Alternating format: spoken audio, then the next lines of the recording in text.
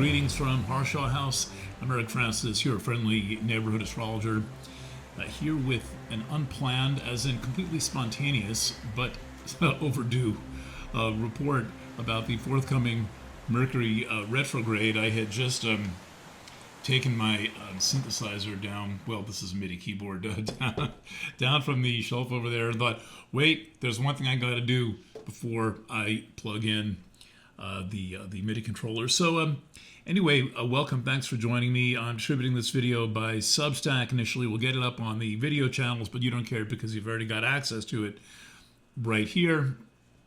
And I want to just briefly go over these Mercury retrograde charts, let you know that this is happening in a bit in advance. We're now probably in the Mercury storm phase. I have stopped calculating this exactly, but usually when you're about 3 days ahead of Mercury stationing retrograde, it is fair to say you're in the storm phase. I'm not sure the exact definition of this. I was friends with Jim Chauvin, who popularized the terms Mercury shadow, Mercury storm, and he said he got them from somewhere, but he didn't remember where he got them from. So we can attribute them at least to a fantastic old 20th century astrologer by the name of Jim Chauvin, really one of the greats of all time, and I'm happy to say one of the people who I had whispering in my ear about things like Mercury retrograde and progressions. But let's move on to this chart data. We have Mercury stationing retrograde. I'll pull the chart up in a second. At 12:44 a.m. Eastern Time on the 18th. What day of the week is that? I don't know. Please do the translation. Today is the 14th. I guess that would be. This part always confused me. Lining up the days and the dates in the traditional calendar is such a pain in the ass. But anyway, stations retrograde very early morning on the 18th, really overnight, the 17th to the 18th. And then it continues to be retrograde for the usual approximately 21, 22 days, stationing direct on August 11th at 3:29 a.m. Eastern Daylight Time. Now, Mercury retrograde has become more of a thing with the proliferation of astrology on the internet, digital astrology. Most people before the internet didn't have any idea what Mercury retrograde was. And I have investigated this going back to long before I was an astrologer, when I knew an astrologer and knew a little teeny bit of astrology. And it's interesting, but I'm starting to wonder what how the impact is changing now that we are in this world where basically every last single thing is microprocessed. And I have not really been able to, come up with a coherent explanation of like Mercury retrograde then and Mercury retrograde now. It seems to be fading more into the background sometimes, but then when, for example, you look at the 2020 crisis, where basically in February, March of 2020, I forget the dates exactly, when they rolled out this whole campaign. I'm not going to say which campaign it was, but it was the campaign that was unrolled and spread across the world at the speed of light in February and March of 2020. Mercury was retrograde. So it was used to conceal a very, very big operation. And normally we consider Mercury retrograde to involve things like lost car keys and things breaking down, computers not working, and so forth. But my evolving theory over the decades has been, well, if Mercury retrograde can represent a check, that's a piece of paper that is used to send money, like a person writes it and then they maybe put your name if you're lucky, and then they sign it, and then they mail it in an envelope with a stamp, getting stuck in a magazine, which is what we used to have before websites. We had these things called magazines, they were like these thin little books that had a lot of articles in them, and sometimes one piece of mail, regular mail, snail mail, could get stuck into a magazine and get lost. If if it can represent that, right, the common occurrence, like, oh, the check got stuck, you call up, you have to have the person send a new check, and it can represent your car breaking down, and it can represent a miscommunication, and it can represent, losing your car keys, all fairly typical manifestations of Mercury retrograde. What's the one thing that they all have in common? So you have to go to the common ground. And when studied objectively, there's a New York Times article that I trust where the New York Times occasionally has a sense of humor and does a good article. They've done several about me that were accurate and helped build my reputation as a legit investigative reporter and astrologer. But they did one on Mercury retrograde a couple of years ago, probably easily found. I think they contacted Apple tech support and Metro North, the big transit company and the suburban train line in New York, to determine whether there were actually more late trains and or customer service inquiries during Mercury retrograde, and they determined that there wasn't. Now, you'd have to test this like every time for a long time, do the average and all that, but let's assume that the number of mishaps with trains and customer support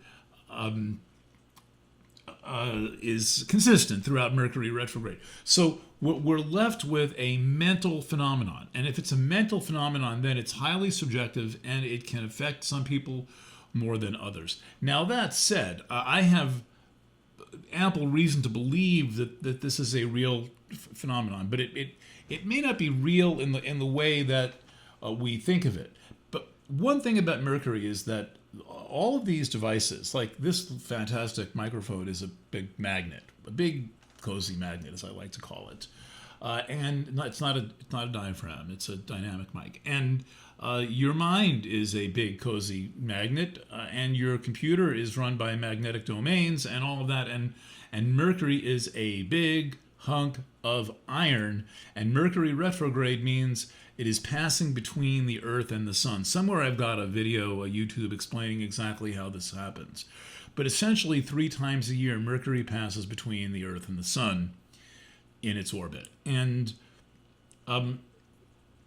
what that does is it puts a lot of magnetic radiation right in front of us. Like, there's no escaping the fact that essentially we are being bombarded with magnetic radiation.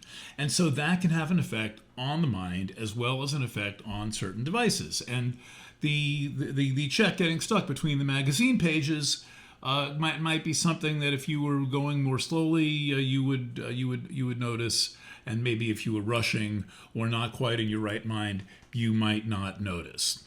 Okay, so let's see here. So let's take a look at this chart. This is just it's a marked up chart. I'm not sure how useful this is going to be, but right away, let's at least look at Mercury, where it stations retrograde. Stations retrograde at 15 degrees and 36 arc minutes of Leo, right in the middle of Leo.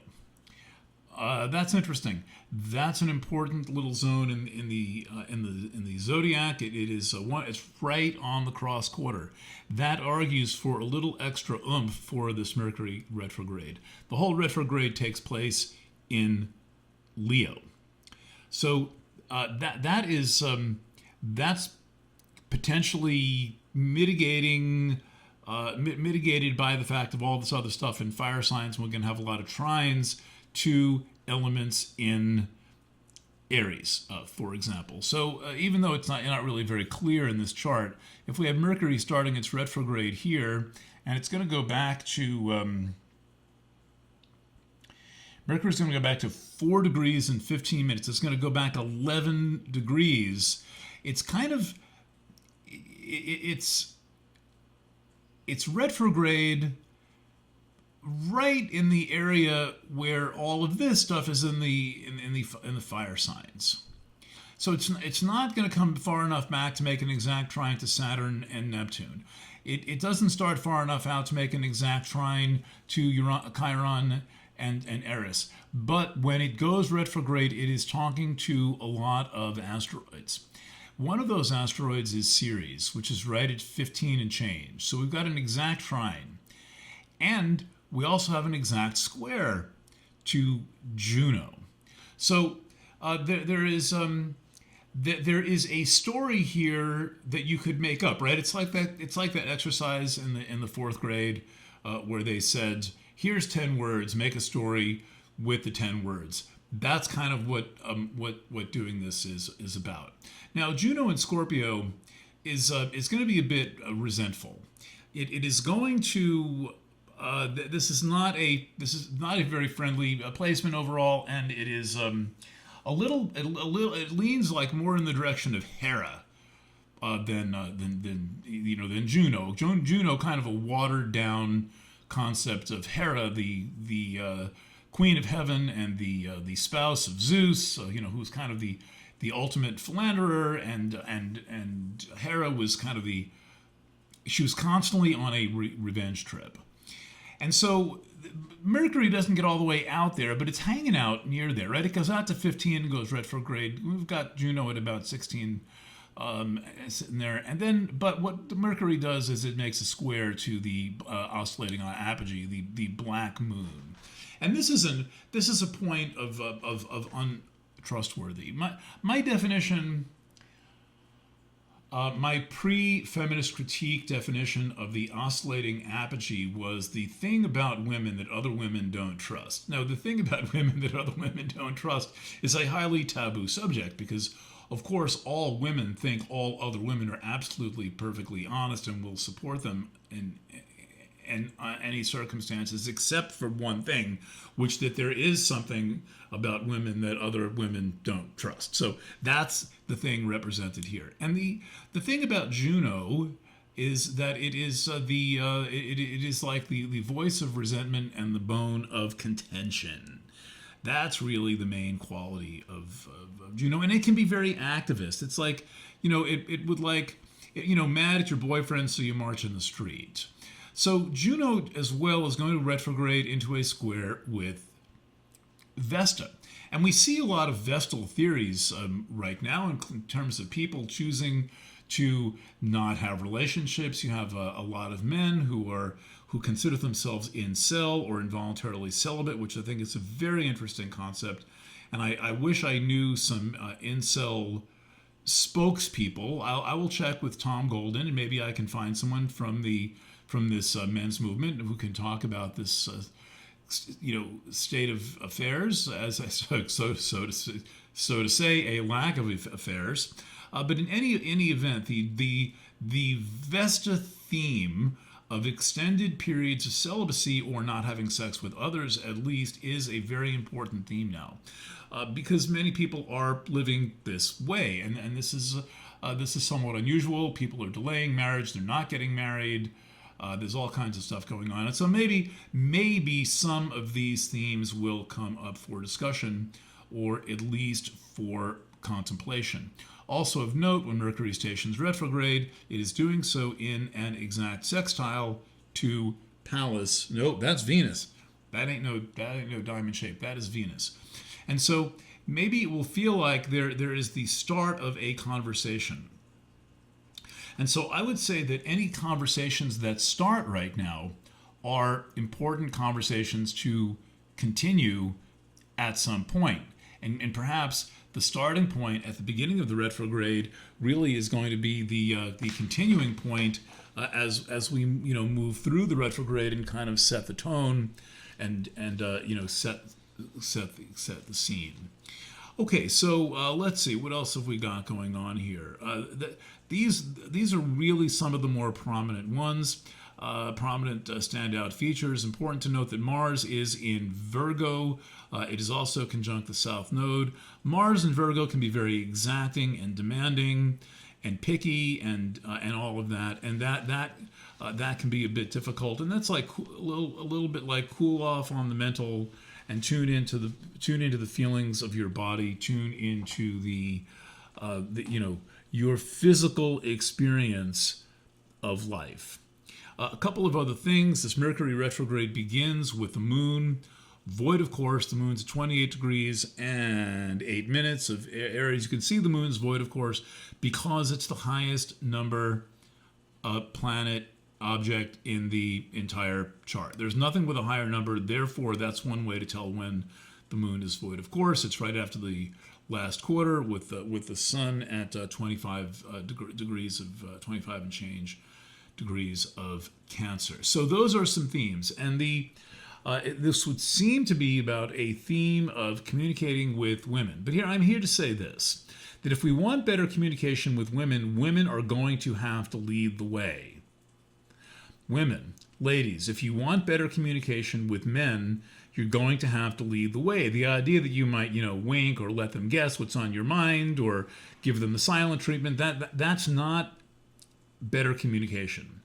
Better communication is also not criticizing and raging. Just like you don't like to be criticized or raged at, we need a better way to get the conversation going. And so Venus and Gemini, that's a hint that it's going to be the ladies who start the conversation. However, there are likely going to be some things that maybe you're afraid to talk about, and maybe through the course of the slightly more than 3-week retrograde, you will work that out. So now let's skip ahead here to the end of the retrograde. So the retrograde ends. Where does it end? So a lot happens during the retrograde. Well, here it is. So the retrograde ends at 4 degrees and 16 minutes. So it started at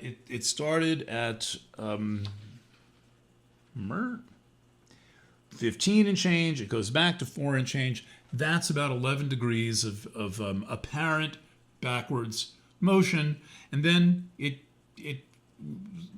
continues on its way, eventually goes back behind the sun. While Mercury was retrograde, several things happened. First of all, Mars changed signs into Libra. Very important. Why is that so important? Well, it's important because Mars in Libra, this Mercury retrograde is kind of like saving it up for the end. Because when it goes retrograde, we have Mars in Libra on the Aries point, opposite Saturn and Neptune in Aries on the Aries point. And by the way, my old friend Borsisi is right there as well. That is the one from Cat's Cradle by Kurt Vonnegut, my imaginary great uncle. Now, Mars is opposite this, but it's actually making a kite pattern. A kite pattern is an easy thing to see. That's a grand trine, in this case a very exact grand trine, at 111, 212, and 243. That's a pretty tight grand trine that Mars is making, and it is in a very close opposition to this triple conjunction of Saturn, Neptune, and Borsisi.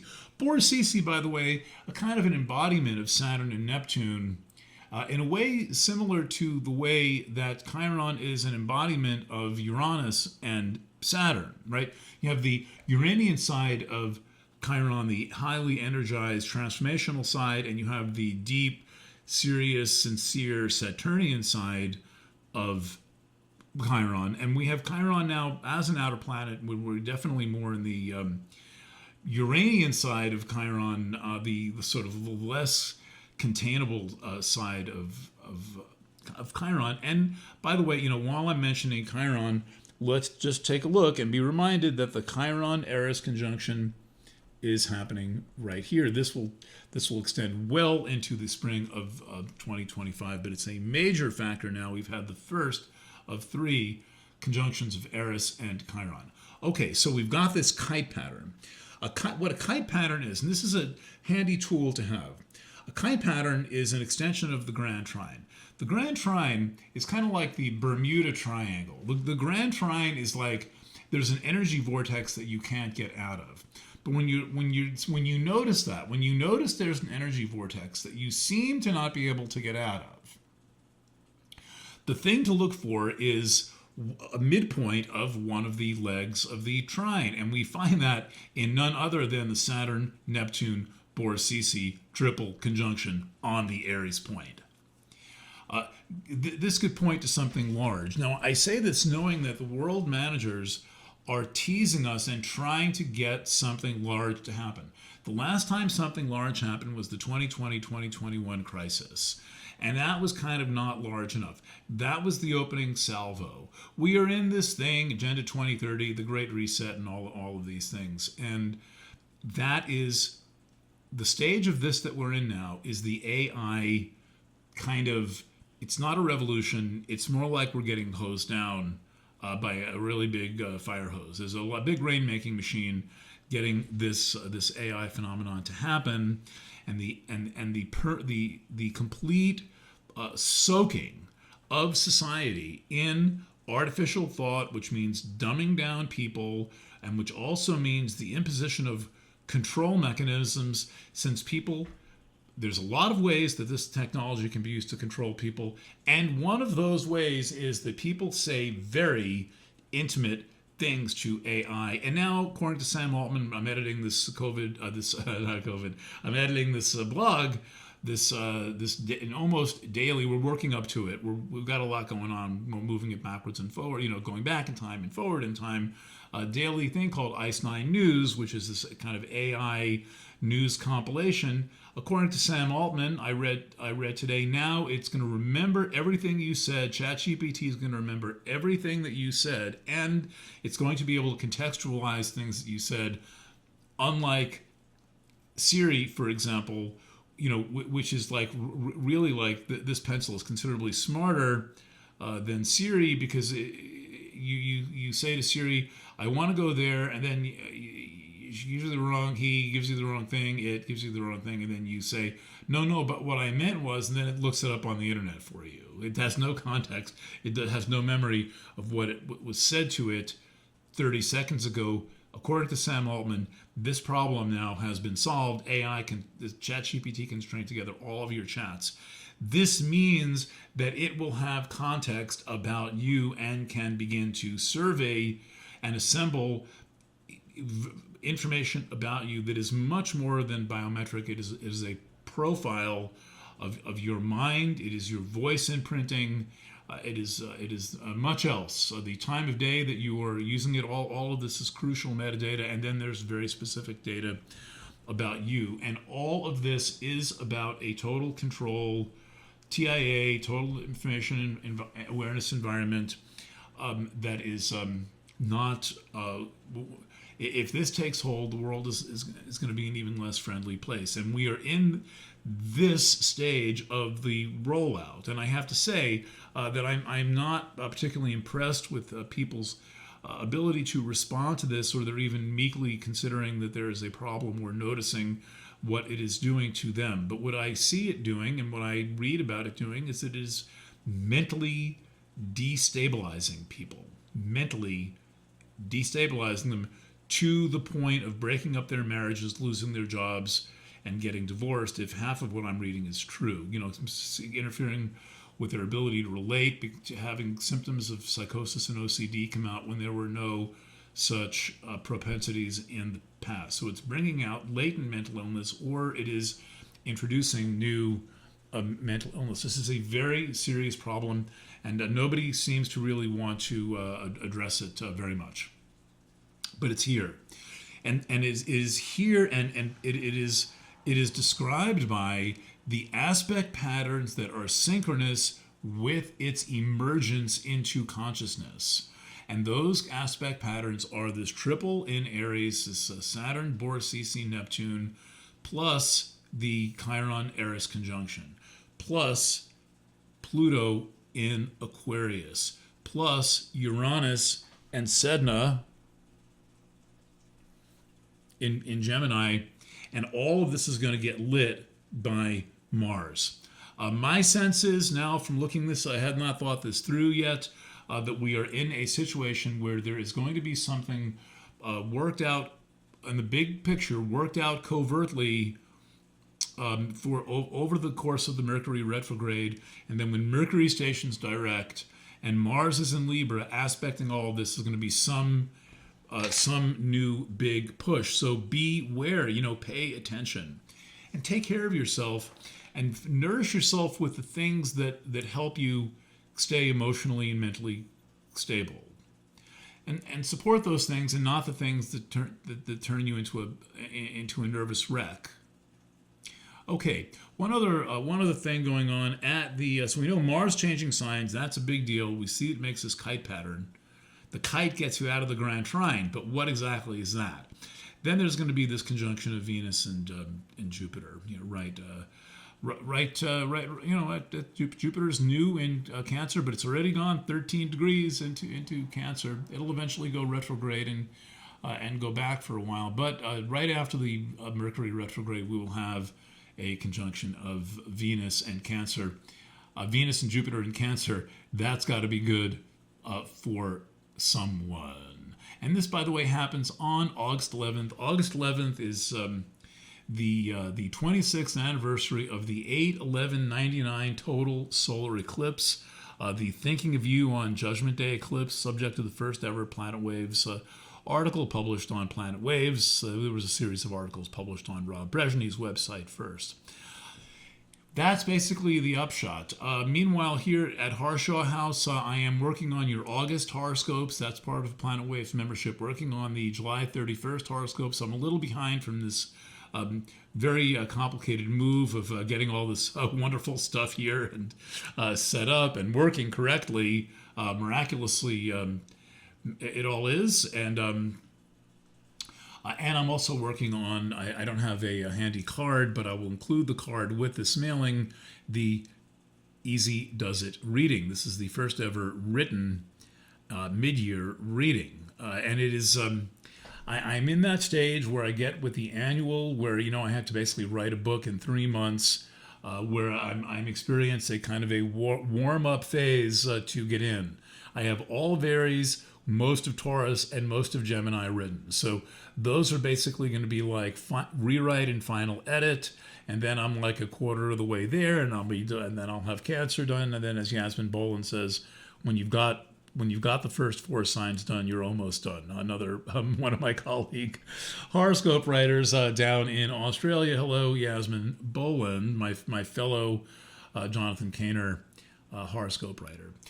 So that's available. I'll put a card in for that into the Substack mailing. I'll do another video on this probably tomorrow, explaining what it is. This is a very important fundraiser, and I'm also making it a very good reading to make sure that it is worth far more than you've invested. Far more.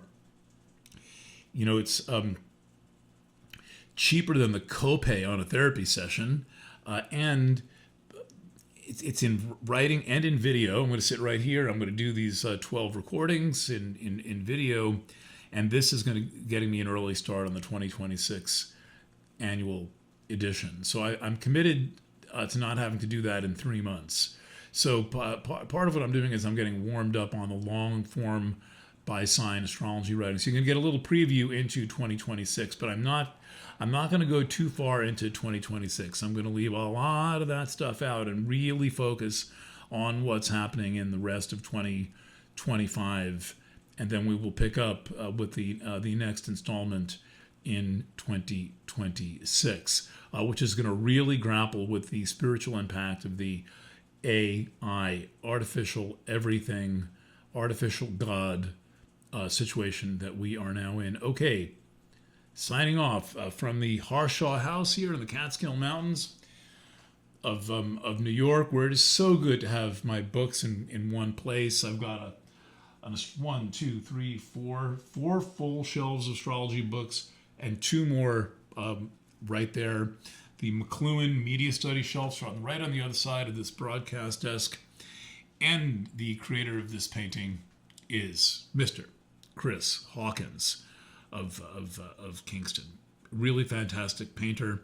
I described to him what I wanted, and I showed up at his house 2 months later, and the painting was perfect for these purposes. So I like to bring the spirit of art to astrology. Really, as far as I'm concerned, astrology is an art form. It is about pattern recognition, and that is what we do in astrology. We pulled the Chariot card here, and we've got also the 7 This is the well begun is halfway done, and then the 7 is like get out of the way of your own mind, and finally we close with the Lovers.